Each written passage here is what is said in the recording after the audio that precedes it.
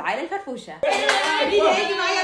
العائلة الفرفوشة هي عبارة عن وحدة مع ريلها وعيالها وأمها وأبوها، يصورون مقاطع بشكل يومي وترندات وغيرها من الأمور، ويحاولون يبينون الجانب السعيد والفرفوش اللي عندهم. في مرة من المرات سووا ترند رقص، فوصلهم تعليق وكان هالتعليق هو سبب خراب البيت حرفيا. اللي صار إن هالتعليق وايد انشهر والزوج ما تحمل، وحاليا هم في إجراءات الطلاق على ما يبدو. أنا ورمضان كل واحد راح لحاله وحسبنا الله ونعم الوكيل. الحين بغض النظر عن نوع المحتوى أنا وايد تضايقت عليهم. ليش؟ لأن الناس في الإنترنت مو كلهم ناس سليمين، في ناس أصلاً يعانون من مشاكل نفسية، حتى الأطفال ما يخلونهم في حالهم. زين حتى لو افترضنا أن أنت في قرارة نفسك تحس أن تعليقه صحيح أو تعليقه صادق، حارب معي أخطائي لا تحاربني من أجلها، خصوصاً أن الزوجة تستمد أمانها من زوجها، أخوانها، أبوها، من الرجال اللي حولها. مش هسيب حق بنتي ومش هتهاون فيه، عندها 5 أطفال. يعني للأمانة هالتعليق اللي فيه تجاوز يستاهل أن الشخص يرفع على صاحب هالتعليق قضية.